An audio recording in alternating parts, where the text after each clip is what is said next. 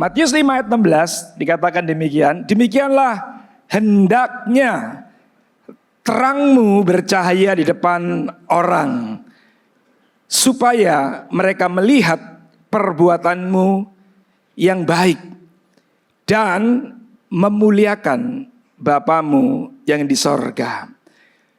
Saudara yang dikasihi Tuhan, terang itu nggak bisa ditiru ya. Sekalipun ruangan ini kan warnanya agak gelap, abu-abu. Tapi sekalipun dicat warna putih, dicat warna yang terang, tetapi kalau lampu ini semua dimatikan, lampu ini semua dipadamkan, tetap warna putih itu tidak akan membantu untuk saudara bisa melihat sesuatu di sekitar saudara. Saudara bisa nanggap? Kalau saudara ingin melihat dalam gelap, mau tidak mau, harus ada sinar. Tidak ada pengganti.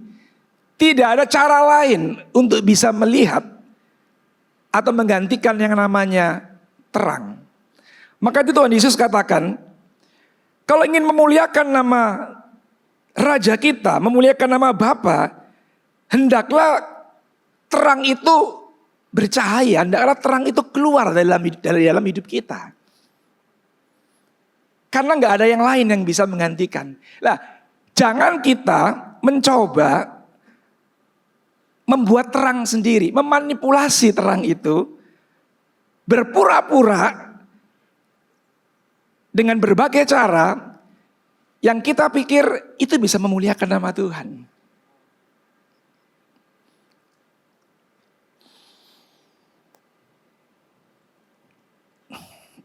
Kata mulia, kata glory, itu di dalam bahasa Ibrani adalah kavod. Kemudian dalam bahasa Greka adalah doxa.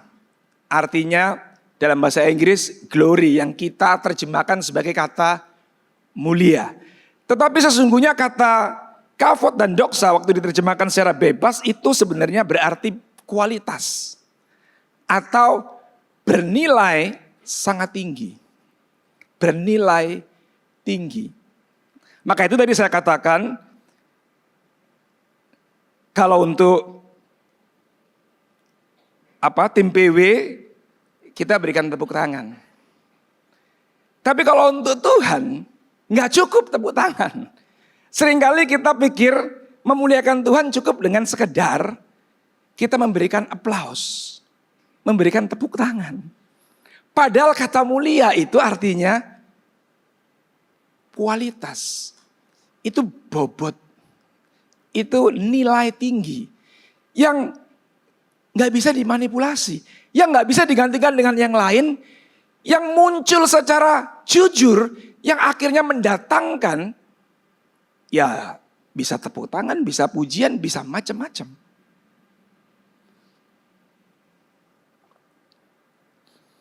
Nah, yang Tuhan kehendaki ini sebenarnya.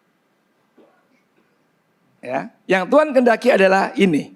Nah, dalam bahasa saya terjemahkan begini.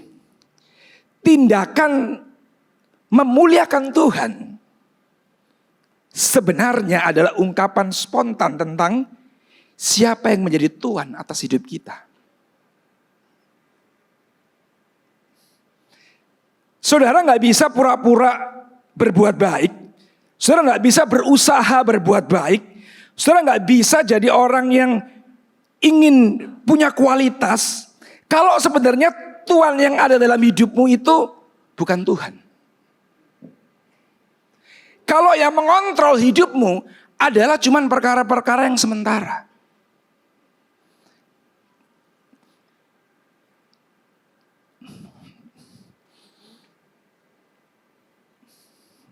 Ini agak tegang ya.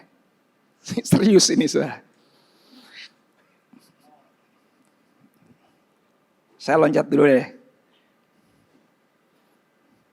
Who's your master? siapa Tuhan saudara sebenarnya? Matius 6 ayat 20 mengatakan demikian. Mata adalah pelita tubuh. Jika matamu baik, teranglah seluruh tubuhmu. Jika matamu jahat, gelaplah seluruh tubuhmu. Jadi jika terang yang ada padamu gelap, betapa gelapnya kegelapan itu. Nah, yang lucu disambungnya begini. Tak seorang pun dapat mengabdi kepada dua tuan.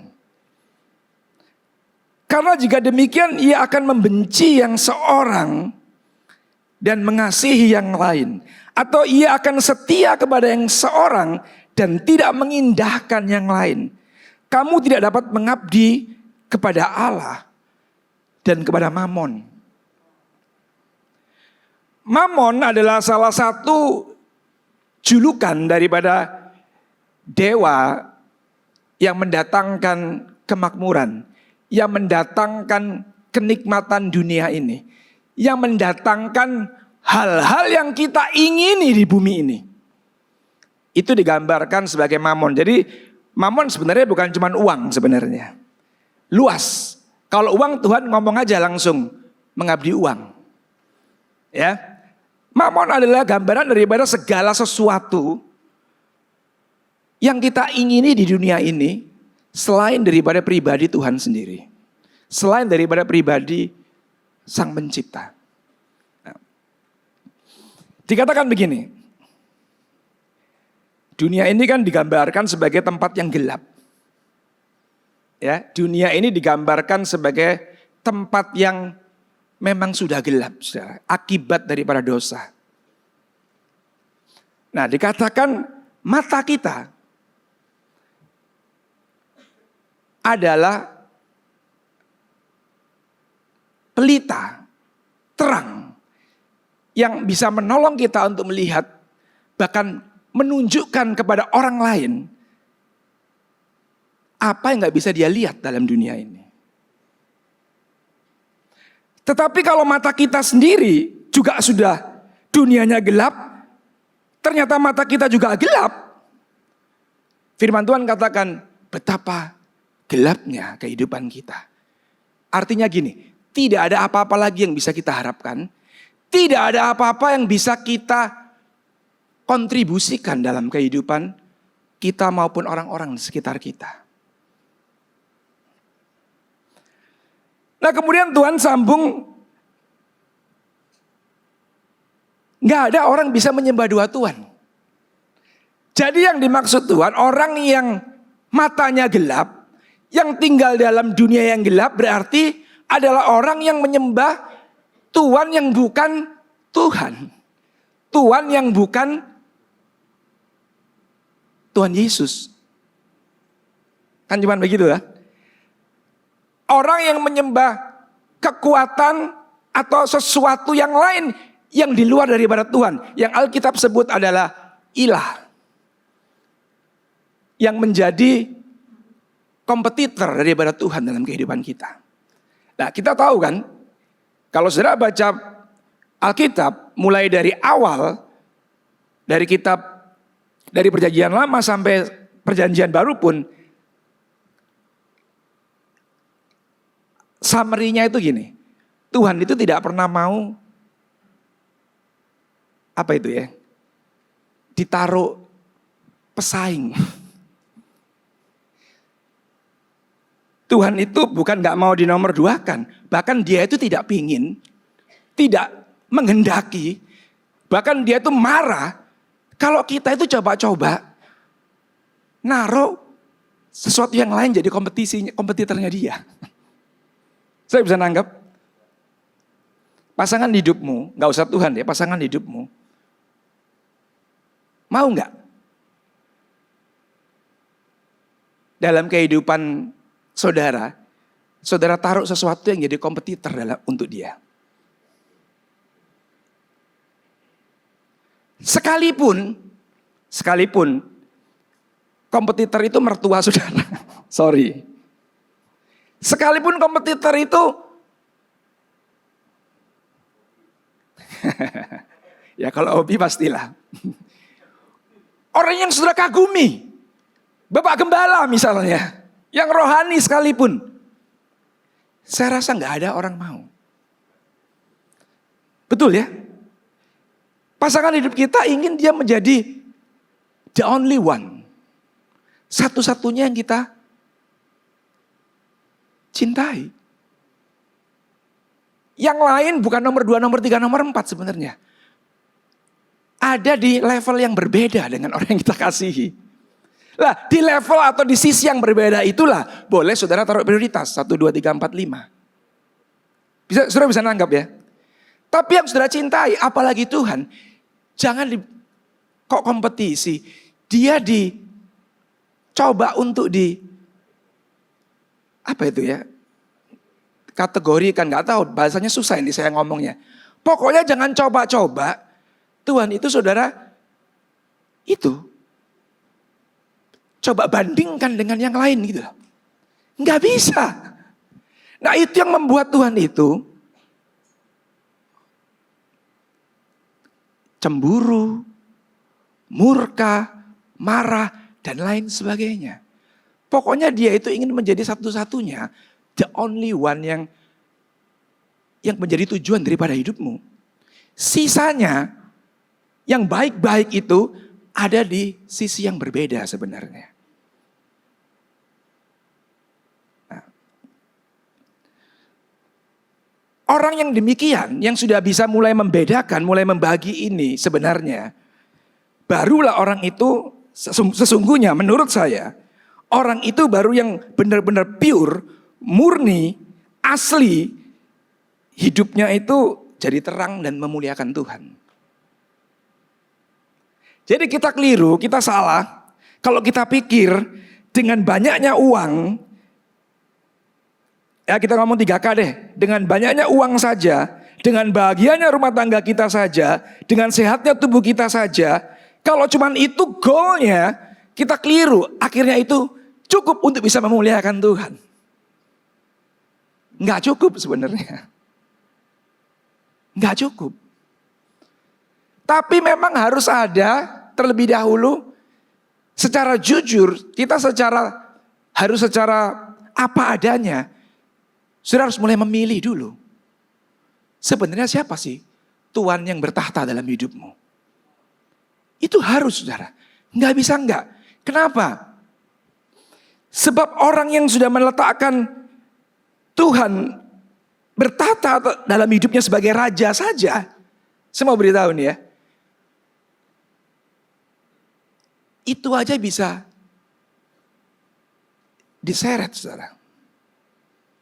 Oleh segala hal kenikmatan dunia ini. Itu aja masih bisa digeser saudara. Oleh segala sesuatu yang memang menyenangkan buat kita di dunia ini. Apalagi kalau memang bukan Tuhan yang menjadi tujuan dalam hidup kita. Apalagi kalau kita cari Tuhan gara-gara punya agenda dalam hidup kita. Apalagi kalau kita menyembah Tuhan karena kita ingin segala yang kita harapkan, yang kita ekspektasikan terwujud. Wow, itu sudah sangat rentan menurut saya. Saudara akan akhirnya gak ketemu Tuhan. Contoh. Kenapa diizinkan atau ditulis dalam Alkitab cerita tentang seorang Salomo? Yang awalnya kita semua memuja. Gak ada kan orang gak berkhotbah yang baik, lebih banyak khotbah yang baik tentang dia atau yang buruk? Yang baik kan? Jarang kan orang mengkhotbahkan tentang keburukan Salomo. Kegagalan Salomo, jarang. Semua orang membicarakan tentang hal-hal yang baik secara yang kelihatan. Karena memang kenyataannya secara yang kelihatan, secara ukuran dunia ini, Salomo adalah orang yang sempurna, sukses. Tapi apakah Salomo orang yang sukses, saudara? Saya mau tanya, apakah Salomo orang yang sukses? Kalau nggak salah Pak Gembala ya, ngomong seminggu atau 2 minggu yang lalu. Salomo adalah orang yang gagal. Bahkan dia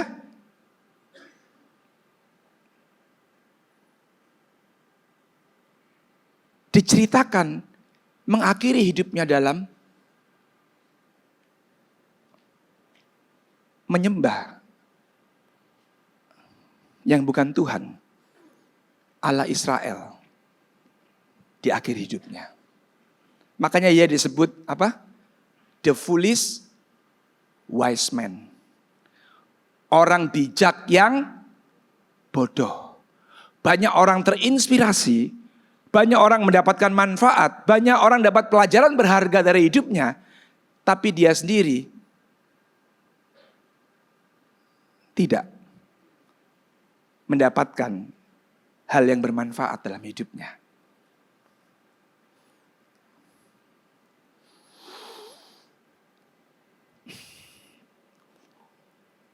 Jadi pertama-tama yang mesti kita renungkan, yang mesti kita cari, yang mesti kita pastikan dulu sebenarnya. Waktu kita ikut Tuhan, waktu kita ada di tempat ini, waktu kita mau terus belajar, waktu kita mau masuk terikat dalam sebuah komunitas ini, pastikan dulu nih. Sebenarnya siapa yang jadi Tuhan atas hidup kita? Ya. Tentu saja kita minta Tuhan adalah Tuhan, adalah Raja, adalah satu-satunya yang mau kita pelajari, kita apa itu namanya? Kita ingin tahu lebih lagi bagaimana untuk kita bisa mengiring dia dengan setia. Sampai pada akhirnya dengan segala macam dinamika kehidupan kita. Ada yang manusia itu kan repot, saudara ya. Ditaruh di tempat yang sulit, dia bisa menyangkal Tuhan. Tapi ditaruh di tempat yang nyaman juga, dia bisa nggak ingat Tuhan. Betul nggak? Jadi manusia itu memang makhluk yang unik. Susah untuk bisa konsisten. Maka itu, ayo kita sekarang belajar dengan benar, mulai kita mengerti kalau Tuhan jadi Tuhan, jadi Raja, kita mengakui Dia sebagai satu-satunya tujuan dalam hidup kita. Bagaimana tindakan-tindakan kita? Segala tindakan kita bertujuan harusnya pada hal yang justru gak kelihatan.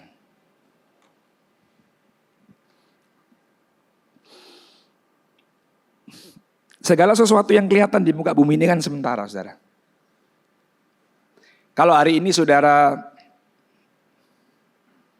bahagia, saudara happy banget, saudara diberkati banget, jangan seneng dulu. Semua itu juga ada akhirnya. Betul nggak? Semua itu kadang ada pause-nya, ada jedanya. Tapi kalau saudara hari ini merasa tidak beruntung banget, saudara merasa seolah-olah kehidupan ini nggak menyenangkan, tidak adil dalam kehidupanmu, saya juga mau kasih tahu, jangan berkecil hati. Badai juga pasti berlalu kok. Karena segala sesuatu di muka bumi ini memang sementara. Nah, karena segala sesuatu di muka bumi ini sementara, jadi tidak layak apapun yang bisa kita sebut, segala hal yang baik sekalipun, itu jadi tujuan dalam hidup kita. tidak layak itu dijadikan tujuan dalam hidup kita. Ya. Nah, tujuan yang harus kita tetapkan, yang harus kita pastikan adalah hal-hal yang memang belum kelihatan. Nah, ini persoalannya, membuat orang tidak suka. Membuat orang jadi, karena orang ngomong hidup butuh bukti. Ya kan? Membuat orang tidak menyukai. Nah, orang yang mengejar segala sesuatu, orang yang fokus melakukan segala sesuatu untuk yang kekal, Paulus menasihatkan, apapun juga kamu perbuat, perbuatlah dengan segenap hatimu seperti untuk Tuhan, bukan untuk manusia.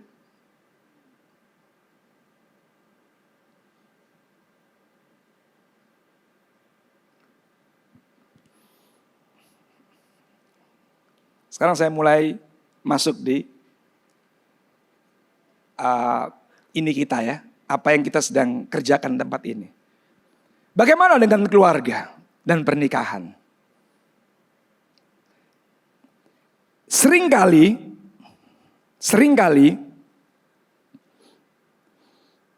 kalau orang ditanya, apa sih goal daripada pernikahan? Apa sih yang paling dikejar dalam sebuah pernikahan? Kan pasti kebahagiaan loh. Betul nggak? Pasti kan? Kebahagiaan. Nah,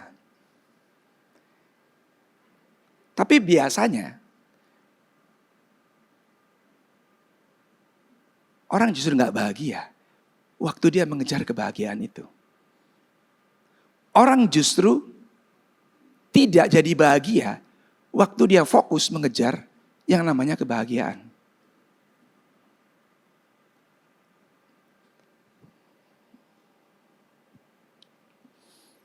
Nah, Paulus menasihatkan, sebab itu laki-laki akan meninggalkan ayahnya dan ibunya dan bersatu dengan istrinya, sehingga keduanya itu menjadi satu daging. Rahasia ini besar, tetapi yang aku maksudkan ialah hubungan Kristus dan jemaat. Nah, ini sebenarnya rahasia. Ini sebenarnya adalah tujuan pernikahan yang Tuhan mau. Jadi bukan kebahagiaan. Tetapi justru pernikahan adalah blueprint. Tujuan pernikahan adalah sebenarnya, kalau kita mengarah kepada yang kekal ya, adalah sebuah blueprint. Sebuah gambaran hubungan Kristus dan jemaat. Nah, percayalah, saudara mau nikah dengan siapa saja. Apalagi pasangan hidupmu cuma orang biasa-biasa saja. Percayalah, saudara menikah dengan orang yang dianggap paling sempurna sekalipun dalam komunitasnya. Pada satu titik, saudara tidak bahagia. Pada satu saat, saudara akan ketemu juga hal yang menyebalkan. Pada satu titik, saudara akan ketemu dengan sesuatu yang tidak membuat saudara puas. Betul apa enggak? Iya kan?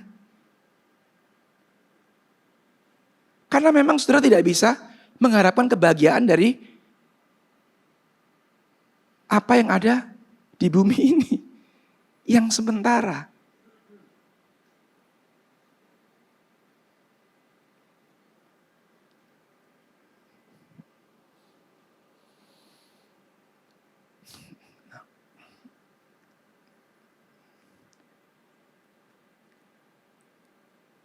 Keuangan. Berarti kaitannya dengan bekerja.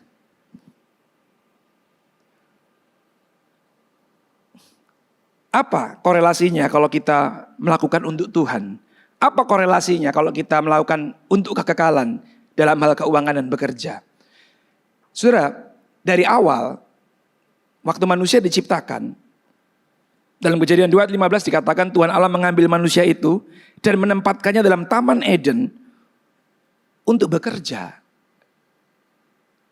Untuk mengembangkan, untuk memberikan nilai tambah, dan mempertahankan dalam kondisi tetap baik dan bisa dipakai untuk menyambung kehidupan umat manusia. Jadi, bekerja sebenarnya bukan sekedar untuk mencapai angka. Bekerja bukan goalnya, bukan sekedar saudara mencapai angka tertentu yang saudara anggap itu sebuah sukses. Karena angka itu tidak pernah membuat saudara cukup. Tidak pernah membuat saudara puas. Nah, kalau itu yang jadi ukuran, kalau itu yang menjadi ukuran kita, percayalah, itu tadi yang tadi saya katakan. Waktu mula-mula saudara menaruh Tuhan sebagai raja dalam hidup saudara, begitu saudara masuk ke dunia nyata dalam hal ngatur keuangan dan saudara harus bekerja, kalau ukurannya adalah angka, saudara akan digeser. Dan waktu mulai bergeser, waktu yang mengontrol saudara adalah angka, sebenarnya saudara gak mungkin bisa memuliakan Tuhan lewat itu semua. Sekalipun saudara menjadi donatur yang paling besar di tempat ini, tidak bisa. Jadi saudara harus paham dulu bahwa bukan angkanya yang penting. Bukan angkanya yang menjadi inti persoalan kenapa kita harus bekerja. Memang karena kita harus bekerja, karena Tuhan minta kita mengusahakan segala sesuatu yang Dia percayakan dalam hidup kita. Kita harus memberikan nilai tambah. Kita harus mengembangkan segala sesuatu yang sudah Dia taruh dalam hidup kita. Dan kita harus mempertahankan, menjaganya supaya tetap baik. Dan akhirnya bisa dimanfaatkan oleh orang-orang yang ada di sekitar kita. Untuk melangsungkan kehidupan ini. Itulah esensi daripada kenapa kita bekerja. Kenapa keuangan kita harus mandiri. Kenapa kita harus ngatur dengan baik. Iya kan?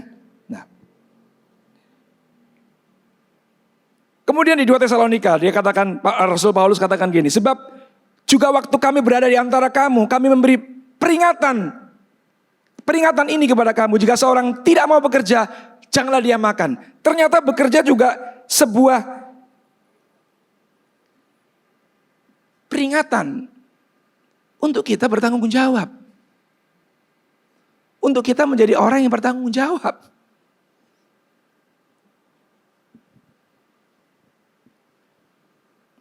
Loh, iya apa enggak?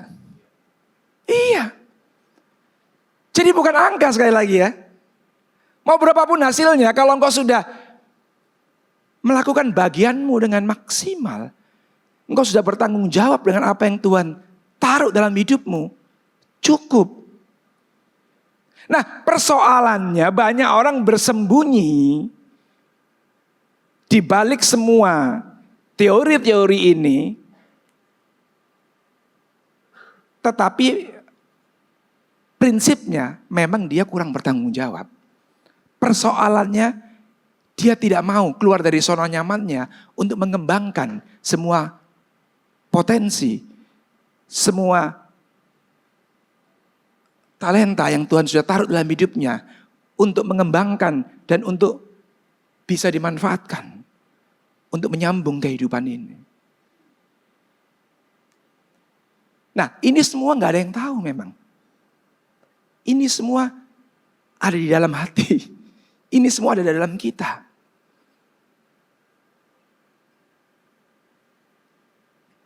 Ya, jadi hari ini saya harap kita mulai, karena kita bulan ini kita sedang berbicara tentang peperangan. Ini hidup kita kan adalah seperti medan peperangan buat ilah-ilah atau Allah-Allah yang berebut untuk bercokol dalam hidup saudara.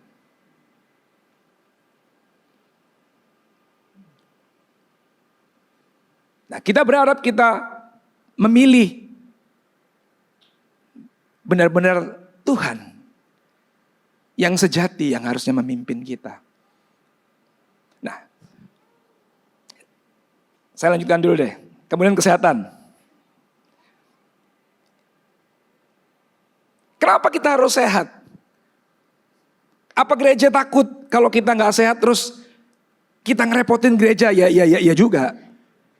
Apa gereja nggak mau membantu orang kalau dia sakit, nggak mau ngelayani orang kalau dia? Iya juga, betul itu. Tapi itu bukan yang utama, gitu loh. Kenapa kita harus sehat? Karena yang utama dikatakan gini, sebab kamu telah dibeli dan harganya telah lunas dibayar. Karena itu muliakanlah Allah dengan tubuhmu. Nah, saya tahu kalau saudara orang yang belajar Alkitab dengan benar, saya kasih tahu dulu ya supaya nanti saudara nggak nyalain, tidak menyalahkan.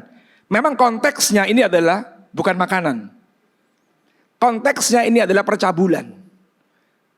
Konteksnya ini adalah menajiskan tubuh ini dengan berbagai hal-hal yang nggak berkenan kepada Tuhan. Nah, tetapi coba bayangkan, di luar daripada itu semua, di luar daripada konteks percabulan, waktu Paulus mengatakan, karena itu muliakanlah Allah dengan tubuhmu. Bisakah? Lebih mudah mana? Orang terinspirasi, orang memuliakan Tuhan lewat hidupmu. Waktu dia melihat engkau sebagai orang yang sehat atau orang yang sakit. Gampang kan? Lebih mudah mana? Orang akhirnya mengakui Tuhan itu sebagai Jehovah Jireh dalam hidup kita. Pada waktu kita dalam keadaan sehat atau sakit. Nah, apalagi masalah daripada orang itu susah sekali untuk jadi sehat, ternyata ujungnya bukan karena dia tidak beruntung. Ternyata karena dia tidak bisa mengendalikan hawa nafsunya. Betul kan? Karena dia tidak bisa mengendalikan hawa nafsunya.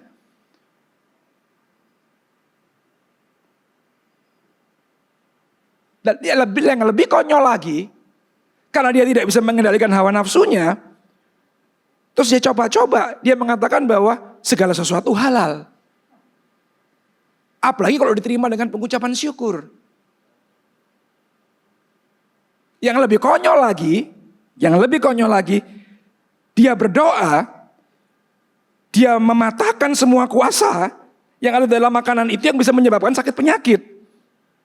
Berarti dia tahu makanan itu bisa mendatangkan sakit penyakit. Maka itu dia doakan diusir kuasanya. Hah? Betul apa enggak? Halo? Kalau dia nggak berdoa, mungkin Tuhan malah memaklumi. Berarti dia nggak tahu kalau makanan itu mengandung banyak problem kalau dikonsumsi dalam jumlah yang jangankan banyak, sedikit aja mungkin problem. Ya.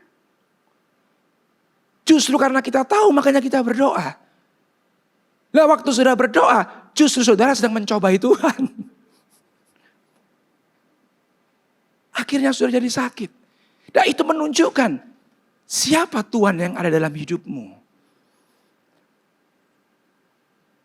Saya tahu ini bulan ini tentang peperangan Allah-Allah atau ilah-ilah ini gak gampang, saya tahu. Makanya saya pun ini agak sulit ya membahasakan dengan yang akurat gitu loh ya. Pasti diulang-ulang dari berbagai angle, sudut, dan bahkan mungkin di komsel memang harus dibicarakan dan ditanya jawabkan ini. Ya ini apa ya, gampang-gampang susah gitu loh ya, dimengerti. Saya cuma mencoba untuk ngasih benang merahnya dulu. Nanti di Komsel sudah harus membahasnya dengan lebih rinci, dengan lebih detail. Ya, karena saya lihat kenapa orang-orang dalam Tuhan, semua orang ingin memuliakan Tuhan.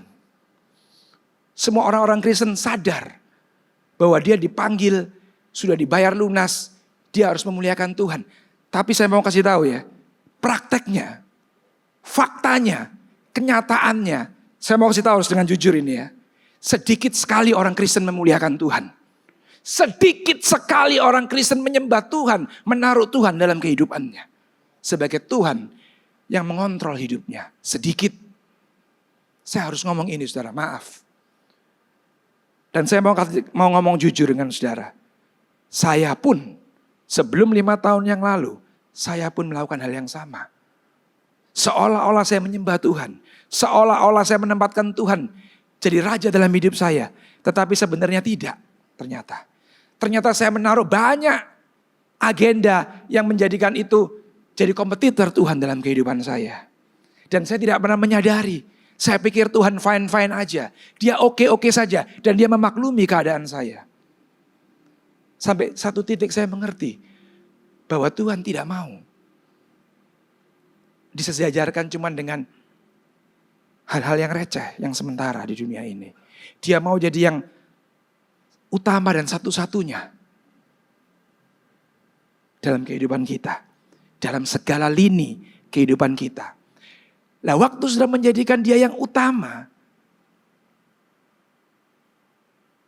Waktu dia menempatkan dia di posisi yang semestinya. Saya mau beritahu.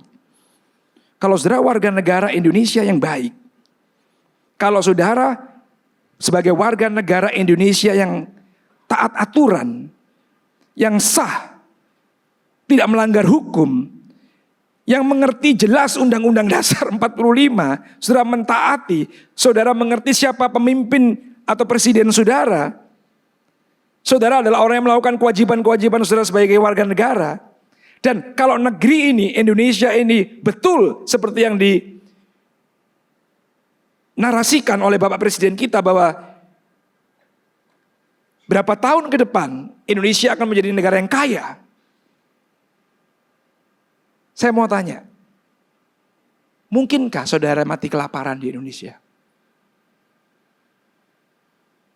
Mungkin enggak? Loh. Terlalu luas deh.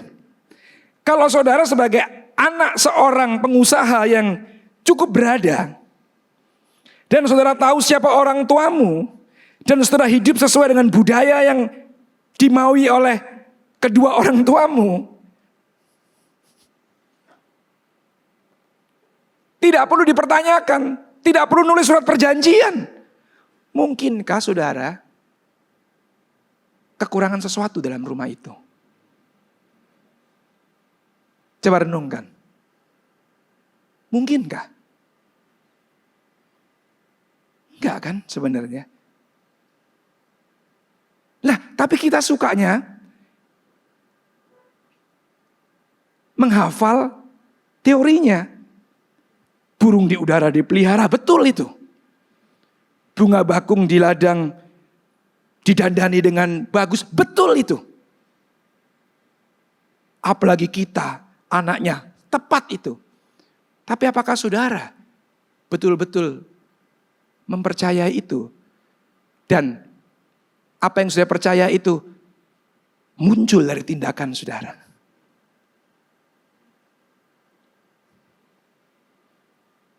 Iya kan? Sehingga saudara gak perlu punya agenda macam-macam. Kalau pelayanan, ya pelayanan aja. Gak ada agenda yang lain di dalamnya. Betul kan? Kalau mau bisnis, ya bisnis aja. Pakailah kesepakatan-kesepakatan yang sudah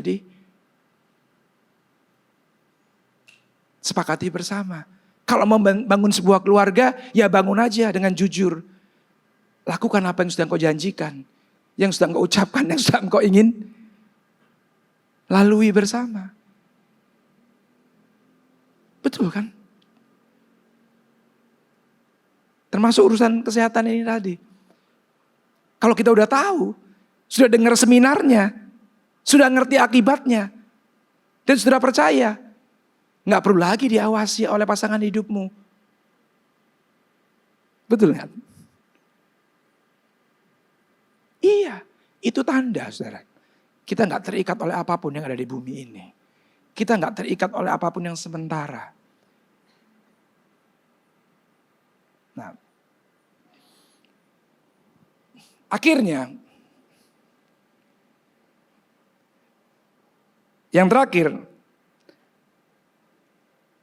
Yohanes menasihati dan mendoakan. Saudaraku yang kekasih, aku berdoa supaya engkau baik, sehat dalam segala sesuatu, sama seperti jiwamu baik-baik saja. Nah,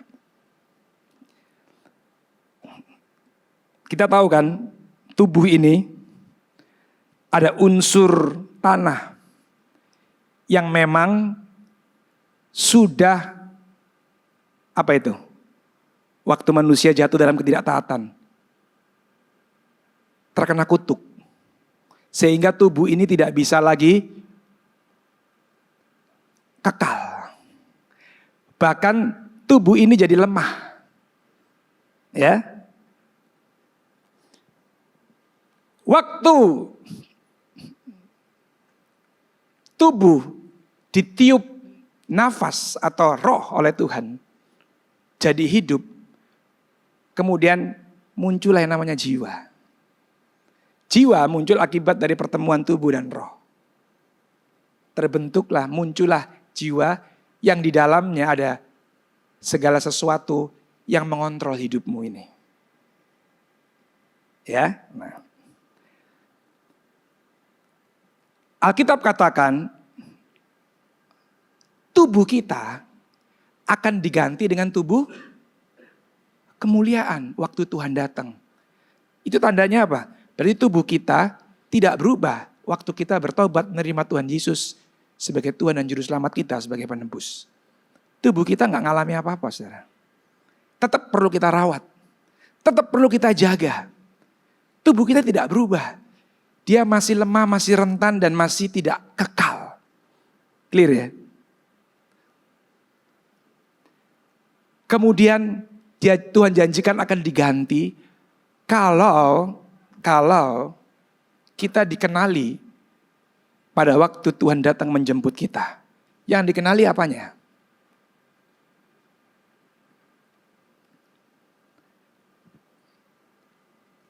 Bulan lalu kita bicara tentang proses sanctification. Pengudusan. Menurut saudara yang dikuduskan oleh Tuhan apanya lewat sebuah proses itu? Itu kan. Waktu kita bicara suffering kemarin dulu. Menderita, yang dibuat menderita apanya? Yang mau dirubah apanya? Yang mau Tuhan mau terus proses, kuduskan, pisahkan dengan cara-cara dunia ini. Apanya? Nah itu.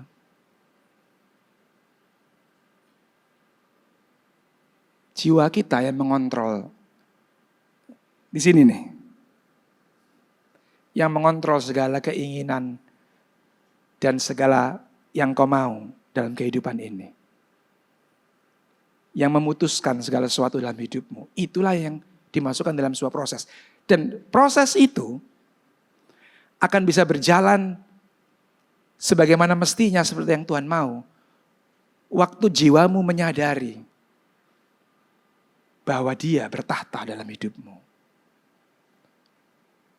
Waktu engkau menjadikan Tuhan yang punya tujuan dan rencana mengembalikan kita kepada ciptaan yang semula, kau jadikan raja satu-satunya dalam hidupmu. Tapi kalau kita tetap masih terus berpikir tentang hal-hal yang sementara di muka bumi ini, bahkan penebusan Kristus pun kita kait-kaitkan dengan apa yang kita agendakan, yang kita inginkan, yang kita mau tuju, yang sementara di muka bumi ini, kita akan gagal, saudara. Kita akan gak bisa mencapai apa yang Tuhan mau. Untuk kita menjadi seperti yang Dia rencanakan pada mulanya.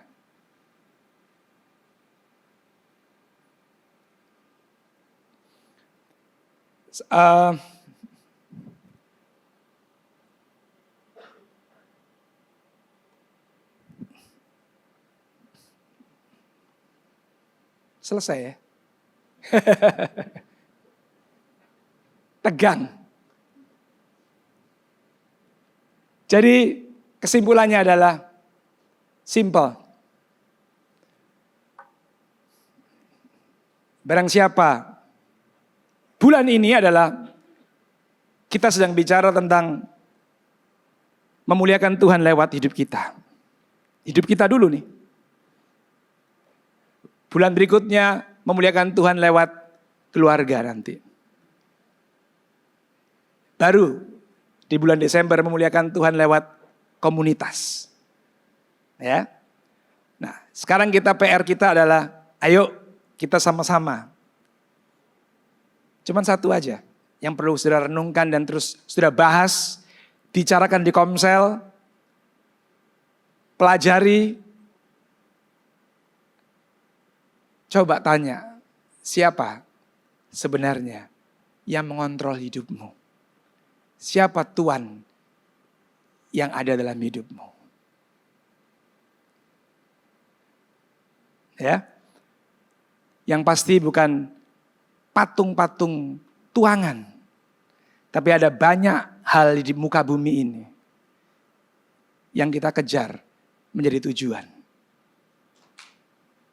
Coba direnungkan. Nah, kalau saudara bisa dengan rela, dengan ikhlas memahami bahwa betul cuman Tuhan satu-satunya sebenarnya tujuan yang harusnya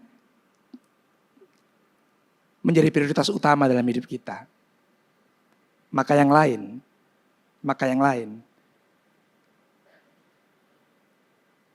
akan ditambahkan dalam hidupmu. Amin.